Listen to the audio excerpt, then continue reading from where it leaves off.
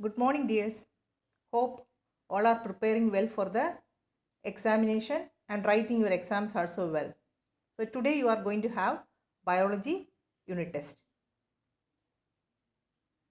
So before writing your answers, you have to write your name, class, division in the answer sheet.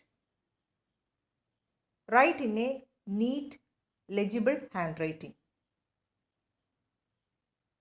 So your portion, the fundamental unit of life, cell, up to lysosomes. You have to study the diagrams also. Any diagrams given in the notebook, that also you have to study. So now we start the fundamental unit of life, cell revision. So all plants and animals are made up of basic unit called cell. So cell was first discovered by Robert Hooke in the year 1665. How? While examining a thin slice of cork, Robert Hooke saw that the cork resembled the structure of a honeycomb consisting of many little compartments. So cork is a substance which comes from the bark of a tree. So Robert Hooke called these boxes cells. So cell is a Latin word for a little room. So this was how Robert Hooke discovered cell. Next, Anton van Leeuwenhoek in the year 1674 with the improved microscope discovered free living cells in pond water for the first time. So free living cells in pond water was first discovered by Anton van Leeuwenhoek in the year 1674. Then Robert Brown in 1831 discovered nucleus in the cell. So Robert Brown discovered nucleus in the cell in 1831. Then Purkinje coined the term protoplasm. So protoplasm is the living substance, that is cytoplasm with the nucleus, that is called protoplasm. That was discovered, that protoplasm term was coined by Purkinje in the year 1839. Then cell theory was presented by two biologists, Sleeden in 1838 and Shawn in 1839. So they proposed that cell is the basic unit of life, and all the plants and animals are composed of cells. So this was proposed by two scientists, Sleeden and Shawn. And the cell theory was further expanded by Virchow in the year 1855. He suggested that all cells arise from the pre-existing cells. So what is cell theory? The cell is the basic unit of life. Then all plants and animals are composed of cells, and new cells arise from the pre-existing cells. Then some organisms are made up of single cell. They are called unicellular organisms. For example, amoeba, paramecium, etc. And some are made up of more than one cell. They are called multicellular organisms. Example, all animals, fungi, plants, etc. Next we discuss the structural organization of cell. Cell is made up of plasma membrane, nucleus, cytoplasm. First we discuss about plasma membrane. So what is called plasma membrane? Plasma membrane is the outermost covering. It separates the contents from its surroundings, that is from the external environment. So plasma membrane is the outermost covering. It separates the contents of the cell from its surroundings. Then the features of plasma membrane. It is semi-permeable and flexible. It is made up of proteins and lipids. And this plasma membrane is semi-permeable membrane or selectively permeable membrane. Why they are called selectively or semi-permeable membrane? Because the plasma membrane allows or permits the entry and exit of some materials in and out of the cell. It also prevents movements of some other materials. So they are called semi-permeable or selectively permeable membrane. The plasma membrane allows or permits the entry and exit of some materials in and out of the cell. It also prevents the movement of some other materials. So they are called selectively permeable membrane. Next, the movement of substances across plasma membrane happens by two processes, diffusion and osmosis. So diffusion is the gaseous exchange such as carbon dioxide and oxygen from a region of its higher concentration to a region of lower concentration through plasma membrane. So diffusion is the gaseous exchange of carbon dioxide and oxygen from a higher region to lower region. Then osmosis. Here the passage of water from a region of high water concentration through semi-permeable membrane to a region of low water concentration. So these are the two processes by which the movement of substances happens across the plasma membrane. Next we see what will happen if we put an animal cell or a plant cell into a solution of sugar or salt in water. If the solution is hypotonic solution, that is the medium surrounding the cell is dilute. So the solution in which you are putting the plant or animal cell, that medium is very dilute. Water content is more. Then cell will gain water and swell up. So hypotonic solution, cell gain water and swell up. In isotonic solution, that is the medium surrounding the cell and inside the cell, same. So there is no net movement of water across the cell and cell will stay same size. So no net movement of water, cell will stay same size in a isotonic solution. Then hypertonic solution. Here the medium surrounding the cell is very concentrate. So here the cell lose water and shrink. So hypotonic solution, cell gain water, swell up. Isotonic solution, no net movement of water, cell will stay same size. And hypertonic solution, cell lose water and shrink. Next we see some examples of osmosis. So unicellular freshwater organisms gain water through osmosis. Then absorption of water by plant roots. These are some examples of osmosis. Then what is called endocytosis?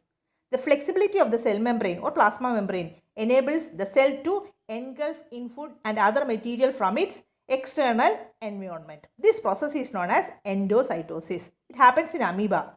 It is otherwise called phagocytosis. So what is endocytosis?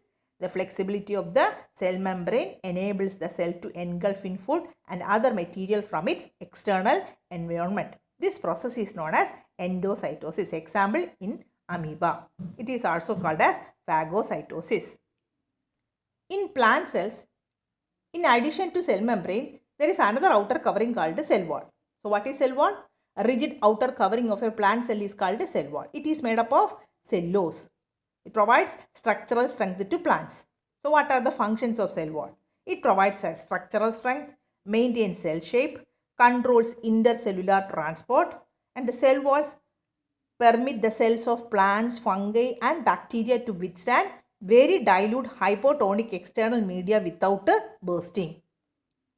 So what is cell wall? Cell wall is the rigid outer covering of a plant cell. It is made up of a complex carbohydrate called cellulose. It provides structural strength to plants. What are the functions of cell wall? Provides structural strength, maintains cell shape, controls intercellular transport, and cell walls permit the cells of plants, fungi and bacteria to withstand very dilute hypotonic external media without bursting. Then we studied about plasmolysis. So what is plasmolysis? So when a living plant cell loses water through osmosis, there is a shrinkage or contraction of the contents of the cell away from the cell wall. This process is known as plasmolysis. It happens only in a living cell, not in a dead cell. So what is plasmolysis? When a living plant cell loses water through osmosis, there is a shrinkage or contraction of the contents of the cell away from the cell wall. This process is known as plasmolysis. Next, another important component of the cell, nucleus. So what is a nucleus? So nucleus, in a cell, nucleus is found as a dark spherical shaped structure in the center of the cell. So it is a very important part of the cell. So first we discuss about the structure of the nucleus. Nucleus has a double membrane. It is called nuclear membrane. Then this membrane is not continuous. It is having some holes or pores, that is called nuclear pore. And inside the nuclear membrane there is nucleoplasm and a dense part called nucleolus and a thread-like structure called chromatin material. So when the cell is about to divide, the chromatin material will contents to form rod-shaped structures called chromosomes. These chromosomes contains DNA and protein. So DNA is deoxyribonucleic acids. The fundamental segment of DNA is genes. So nucleus, double layered covering called nuclear membrane. Then with pores, nuclear pores. Inside the nuclear membrane, nucleoplasm. Then entangled mass of thread-like structure called chromatin network or chromatin material. Then a dense part called nucleolus. The chromatin material will change into rod-shaped structures called chromosomes when the cell is about to divide. And a chromosome contains information for the inheritance of features from parents to the next generation in the form of DNA and DNA. Then chromosomes are composed of DNA and proteins. The full form of DNA, deoxyribonucleic acids, and the functional segments of DNA are called genes. Then next we discuss the role of nucleus. Functions of nucleus or role of nucleus. Nucleus plays a central role in cellular reproduction. Then in determining the way the cell will develop and what form it will exhibit at maturity by directing the chemical activities of the cell. So these are the role of nucleus. One is in cellular reproduction. Another is in determining the way the cell will develop and what form it will exhibit at maturity by directing the chemical activities of the cell. Next, prokaryotic cell. So prokaryotic cell lack nuclear membrane. They have only nucleic acids. So it is found in some bacteria. The nuclear region is called nucleoid. So pro means primitive or primary and karyon or karyote means nucleus. So having primitive nucleus is called a prokaryotic cell. So it is having undefined nuclear region containing only nucleic acids. It is called as nucleoid. So it lacks nuclear membrane. Next we discuss about eukaryotic cells. So here eukaryotes are having a clear nuclear membrane. A nuclear membrane is present. Then it is having more than one chromosome.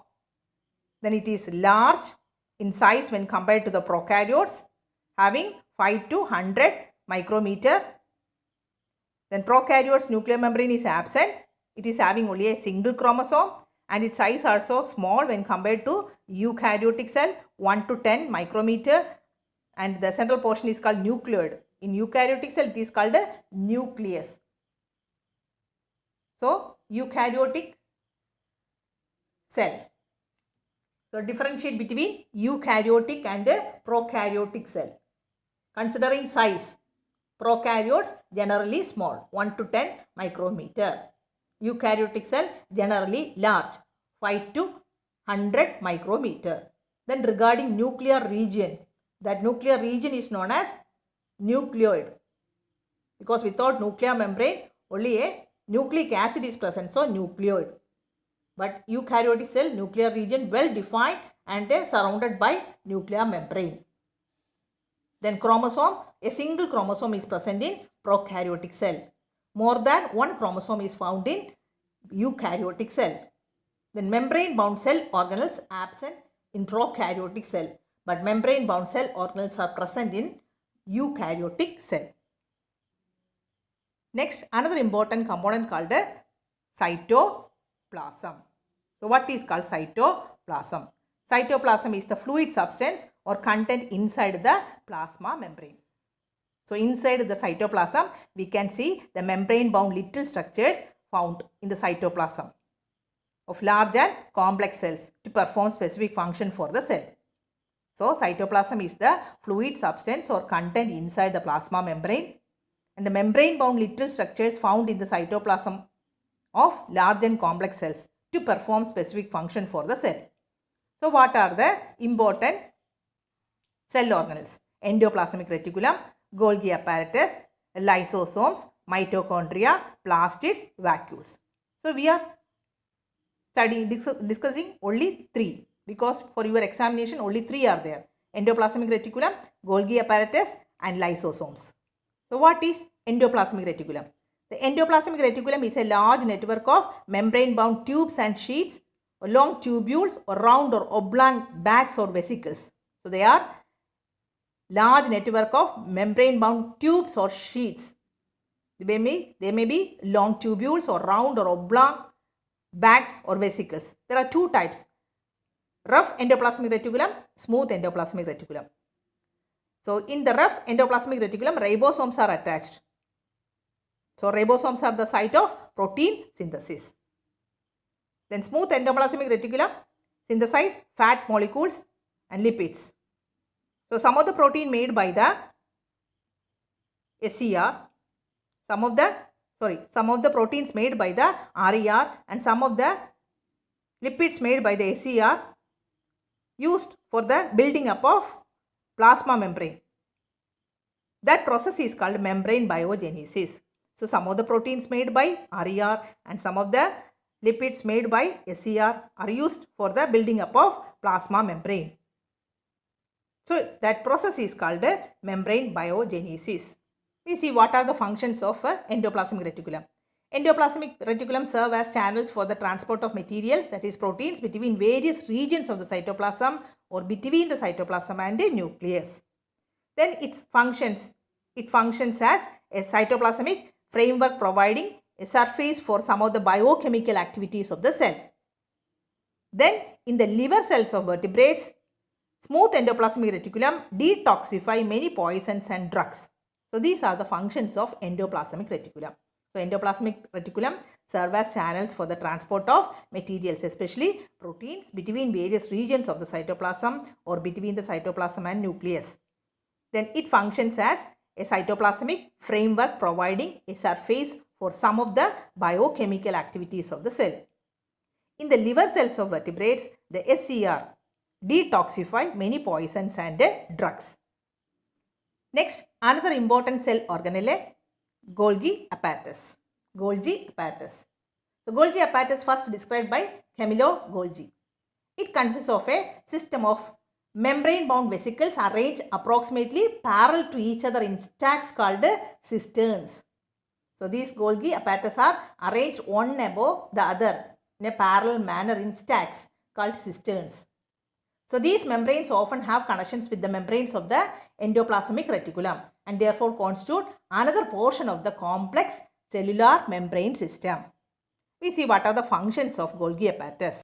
So functions of Golgi apparatus include storage, modification, packaging of products in vesicles. Then complex sugars are made from simple sugars in the Golgi apparatus. It is also involved in the formation of another cell organelle called the lysosomes. So what are the functions of Golgi apparatus? Storage, modification and packaging of products in vesicles. Then complex sugars are made from simple sugars in the Golgi apparatus. Then it is also involved in the formation of lysosomes. Next organelle, lysosomes. So lysosomes are a kind of waste disposal system of the cell. Lysosomes helps to keep the cell clean. How? By digesting any foreign material as well as worn out cell organelles. So how? The foreign materials entering the cell such as bacteria or food as well as old organelles end up in the lysosomes, which break them into small pieces using the powerful digestive enzymes that are capable of breaking down all organic material. So how they clean? Whenever there is a foreign material such as maybe bacteria or a food, as sometimes old organelles, they will break up into small pieces by the powerful digestive enzyme present inside the lysosomes. So lysosomes are membrane bound sacs filled with digestive enzymes. So these digestive enzymes are made by rough endoplasmic reticulum. So what are called lysosomes? Lysosomes are membrane bound sacs filled with digestive enzymes. These digestive enzymes are made by rough endoplasmic reticulum. So these lysosomes are also known as suicidal bags. Why? Because during the disturbance in cellular metabolism, for example, when the cell gets damaged, the whole cell gets damaged, lysosomes may burst and the enzymes digest their own cell. Therefore, lysosomes are also known as the suicidal bags of the cell. So lysosomes are membrane bound sacs filled with the digestive enzymes. These enzymes are made by area. Then lysosome is a kind of waste disposal system of the cell. So why? Because they help to clean the cell by digesting any foreign material as well as worn out cell organelles. So how? By using their powerful digestive enzyme, they will break all these organic materials into small pieces, digest all the organic materials. So during cellular disturbances or cellular metabolism, disturbance in cellular metabolism, the cell, when the cell gets damaged, lysosomes may burst and the enzymes digest their own cell. Therefore, lysosomes are known as the suicidal bags. So, I have given a brief revision for you. If you have any doubt, you go through the previous videos, recorded videos are there. Dear children, please study well, read the textbook well, notebook also well, diagrams also you have to study. Structure of the nucleus, all diagrams also you have to study. So study well. All the best for your examination. Thank you.